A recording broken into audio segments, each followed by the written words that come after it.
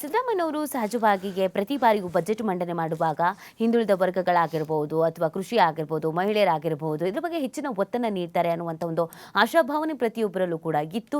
So ಅದನ್ನು almost reach ಆಗಿದ್ದಾರೆ ಅಂತಲೇ ಹೇಳ್ಬೋದು. ಸೊ ಪ್ರಮುಖವಾಗಿ ನಾವು ರೈತರನ್ನ ದೇಶದ ಬೆನ್ನೆಲುಬು ಅಂತ ಕರಿತೀವಿ. ಇಷ್ಟೆಲ್ಲ ಯೋಜನೆಗಳನ್ನು ಅನೌನ್ಸ್ ಮಾಡಿದ್ದಾರೆ. ರೈತರಿಗೆ ಏನು ಸಿಕ್ಕಿದೆ ಅನ್ನೋದೊಂದು ಪ್ರಶ್ನೆ ಅಂತೂ ಇದ್ದೇ ಇರುತ್ತೆ. ನೋಡಿ, ಈ ಬಜೆಟ್ನಲ್ಲಿ ರೈತರಿಗೆ ಬಂಪರ್ ಸಿಕ್ಕಿದೆ ಅಂತಲೇ ಹೇಳ್ಬೋದು. ರಾಜ್ಯದ ಕೃಷಿ ವಲಯಕ್ಕೆ ಭರ್ಜರಿ ಅನುದಾನವನ್ನು ನೀಡಲಾಗಿದೆ. ರೈತರ ಬಾಳು ಹಸನಿಗೆ ಸಿಎಂ ಸಿದ್ದರಾಮಯ್ಯನವರು ಸಂಕಲ್ಪ ತೊಟ್ಟಿದ್ದಾರೆ.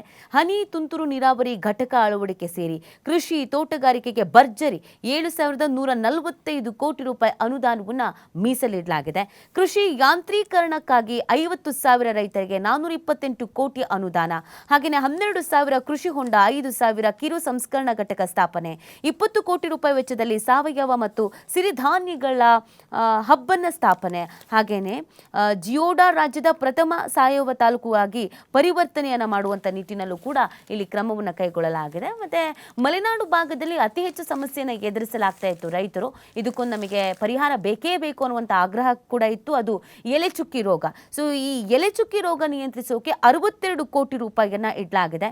ತೆಂಗಿನ ಕಪ್ಪು ತಲೆ ಹುಳಬಾಧೆ ಬಗ್ಗೆ ವೈಜ್ಞಾನಿಕ ಸಮೀಕ್ಷೆಯನ್ನು ನಡೆಸೋದು, ದೇಶಿ ತಳಿಗಳ ಕಣ್ಮರೆಯನ್ನು ತಪ್ಪಿಸೋಕೆ ಬೀಜ ಬ್ಯಾಂಕ್ ಸ್ಥಾಪನೆ. ಸೊ ಇದಿಷ್ಟು ಕೃಷಿಗೆ ಸಂಬಂಧಪಟ್ಟಂತೆಗೆ ಬಹಳ ದಿನಗಳಿಂದ ಇದ್ದಂಥ ಸಮಸ್ಯೆಗಳಿಗೆ ಒಂದು ಪರಿಹಾರವನ್ನು ಕಂಡುಕೊಳ್ಬೇಕು ಅನ್ನುವಂಥ ನಿಟ್ಟಿನಲ್ಲೂ ಕೂಡ ಒತ್ತನ್ನು ನೀಡಲಾಗಿದೆ. ಸೊ ಕೃಷಿ ಪಥ, ಹಸಿರು ಪಥ, ಕೃಷಿ ಕವಚ, ಹೀಗೆ ಕೃಷಿಗೆ ಸಂಬಂಧಪಟ್ಟಂತೆಗೆ ಅನೇಕ ರೀತಿಯಾದಂಥ ಯೋಜನೆಗಳನ್ನು ಕೂಡ ಅನೌನ್ಸ್ ಮಾಡಲಾಗಿದೆ ಸಿಎಂ ಸಿದ್ದರಾಮಯ್ಯನವರು. ನೋಡಿ, ರಾಜ್ಯದಿಂದಲೇ ಭದ್ರಾ ಮೇಲ್ದಂಡೆ ಅನುಷ್ಠಾನ ಇದು ಪ್ರಮುಖವಾಗಿ ಬೇಕಾಗಿದ್ದು. ಬಹು ವರ್ಷಗಳಿಂದ ನೆನೆಗುದಿಗೆ ಬಿದ್ದಿತ್ತು. ಒಂದು ಭರವಸೆ ಇತ್ತು, ಕಾಂಗ್ರೆಸ್ ಸರ್ಕಾರ ಬಂದರೆ ಇದನ್ನೆಲ್ಲವನ್ನ ಸರಿಪಡಿಸಬಹುದು ಅಂತ. ಈವನ್ ಕಾಂಗ್ರೆಸ್ ಸರ್ಕಾರ ಅಧಿಕಾರಕ್ಕೆ ಬರೋಕ್ಕಿಂತ ಮುಂಚೆ ಕೂಡ ಇದನ್ನು ಹೇಳಲಾಗಿತ್ತು.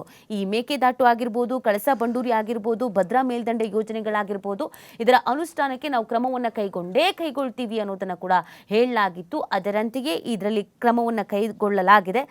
ಕಳೆದ ಬಾರಿಯಂತೆ ಈ ಬಾರಿಯ ರಾಜ್ಯ ಬಜೆಟ್ನಲ್ಲಿಯೂ ಕೂಡ ಯಾವುದೇ ಹೊಸ ಬೃಹತ್ ನೀರಾವರಿ ಯೋಜನೆಗಳನ್ನು ಘೋಷಿಸದಂತ ಮುಖ್ಯಮಂತ್ರಿ ಸಿದ್ದರಾಮಯ್ಯನವರು ಈಗಾಗಲೇ ಚಾಲ್ತಿಯಲ್ಲಿರುವಂಥ ಯೋಜನೆಗಳ ಅನುಷ್ಠಾನಕ್ಕಷ್ಟೇ ಒತ್ತು ನೀಡಿದ್ದಾರೆ. ಅದರಲ್ಲೂ ಭದ್ರಾ ಮೇಲ್ದಂಡೆ ಯೋಜನೆಗೆ ಕೇಂದ್ರ ಸರ್ಕಾರದ ನೆರವು ದೊರೆಯದೇ ಇದ್ದರೂ ರಾಜ್ಯ ಸರ್ಕಾರದ ಅನುದಾನದಿಂದಲೇ ಸಾಧ್ಯವಾದಷ್ಟು ಯೋಜನೆ ಅನುಷ್ಠಾನಗೊಳಿಸುವುದಾಗಿ ತಿಳಿಸಿದ್ದಾರೆ. ಒಟ್ಟಾರೆ 2025-26ನೇ ಸಾಲಿಗೆ ನೀರಾವರಿ ಯೋಜನೆಗೆ ಅಂತಾನೆ 22,181 ಕೋಟಿ ರೂಪಾಯಿ ಅನುದಾನವನ್ನು ಘೋಷಿಸಿದ್ದಾರೆ. ನೋಡಿ, ಗಮನಿಸಿ, ಈ ಮೇಕೆದಾಟು, ಕಳಸಾ ಬಂಡೂರಿ ಮತ್ತು ಭದ್ರಾ ಮೇಲ್ದಂಡೆ ಯೋಜನೆ, ಈ ಯೋಜನೆಗಳಿಗೆ ಕರೆಕ್ಟ್ ಆದಂಥ ಅನುದಾನ ಸಿಕ್ಕಿದ್ದೇ ಆಗಿದ್ದಲ್ಲಿ ನಮ್ಮಲ್ಲಿ ಬಹುತೇಕ ಕಡೆಯಲ್ಲಿ ಈ ನೀರಾವರಿಗೆ ಸಂಬಂಧಪಟ್ಟಂತೆ ಸಮಸ್ಯೆ ಅನ್ನೋದು ಉಲ್ಬಣ ಆಗೋದೇ ಇಲ್ಲ. ಇದೇ ಬೇಡಿಕೆಯನ್ನು ಬಹು ವರ್ಷಗಳಿಂದ ಇಟ್ಕೊಂಡು ಬರ್ತಾ ಇದ್ರು ಕೇಂದ್ರದಿಂದ ಯಾವುದೇ ರೀತಿಯಾದಂಥ ಸಪೋರ್ಟ್ ಅನ್ನೋದು ಸಿಕ್ಕಿಲ್ಲ. ಸೊ ಕೇಂದ್ರದಿಂದ ಸಪೋರ್ಟ್ ಸಿಕ್ಕದೇ ಇದ್ದರೂ ರಾಜ್ಯದ ಕೈಯಿಂದ ಎಷ್ಟು ಅನುದಾನವನ್ನು ನೀಡಲಿಕ್ಕೆ ಸಾಧ್ಯವೋ ಅಷ್ಟು ಅನುದಾನವನ್ನು ನಾವು ಕೊಡ್ತೀವಿ ಅನ್ನುವಂಥ ನಿಟ್ಟಿನಲ್ಲಿ ಹೊಸ ಹೊಸ ಯೋಜನೆಗಳನ್ನು ಅನೌನ್ಸ್ ಮಾಡದೇ ಇದ್ದರು. ಇರುವಂಥ ಯೋಜನೆಗಳನ್ನು ಮತ್ತಷ್ಟು ಭದ್ರ ಮಾಡಬೇಕು, ಬಲಿಷ್ಠ ಮಾಡಬೇಕು, ಬಲ ತುಂಬಬೇಕು ಅನ್ನುವಂಥ ಹಿನ್ನೆಲೆಯಲ್ಲಿ ಈ ಯೋಜನೆಗಳಿಗೆ ಅನುಷ್ಠಾನ ಮಾಡಿರುವಂಥದ್ದು ನಿಜವಾಗ್ಲೂ ಕೂಡ ಖುಷಿಯ ವಿಚಾರ. ರೈತರು ಈ ಬೇಡಿಕೆಯನ್ನು ಬಹುದಿನಗಳಿಂದ ಇಟ್ಟಿದ್ರು. ಅದರಂತೆಯೇ ಈ ಬಾರಿಯೂ ಕೂಡ ಅದಕ್ಕೆ ಅಂತ ಅವಕಾಶವನ್ನು ಮಾಡಿಕೊಡಲಾಗಿದೆ. ಇನ್ನು ದೇಶೀಯ ಪಶು ತಳಿಗಳ ರಕ್ಷಣೆಗೂ ಕೂಡ ಒತ್ತನ್ನು ನೀಡಲಾಗಿದೆ. ಜಾನುವಾರುಗಳ ಆಕಸ್ಮಿಕ ಸಾವಿಗೆ ಅನುಗ್ರಹದಡಿ ಹೆಚ್ಚು ಪರಿಹಾರವನ್ನು ನೀಡಬೇಕು ಅನ್ನುವಂಥ ನಿಟ್ಟಿನಲ್ಲೂ ಕೂಡ ಅನೌನ್ಸ್ ಮಾಡಲಾಗಿದೆ. ರಾಜ್ಯದ ದೇಶೀಯ ತಳಿಗಳ ರಕ್ಷಣೆಗೆ 2 ಕೋಟಿ ರೂಪಾಯಿ, ಹಾಗೆಯೇ ಜಾನುವಾರುಗಳ ಆಕಸ್ಮಿಕ ಸಾವಿಗೆ ನೀಡ್ತಾ ಇದ್ದ ಪರಿಹಾರ ಮೊತ್ತ ಹೆಚ್ಚಳವನ್ನು ಮಾಡಲಾಗಿದೆ. ಸೊ 50 ನೂತನ ಪಶು ಚಿಕಿತ್ಸಾಲಯವನ್ನು ಸ್ಥಾಪನೆ ಮಾಡಲಾಗಿದೆ.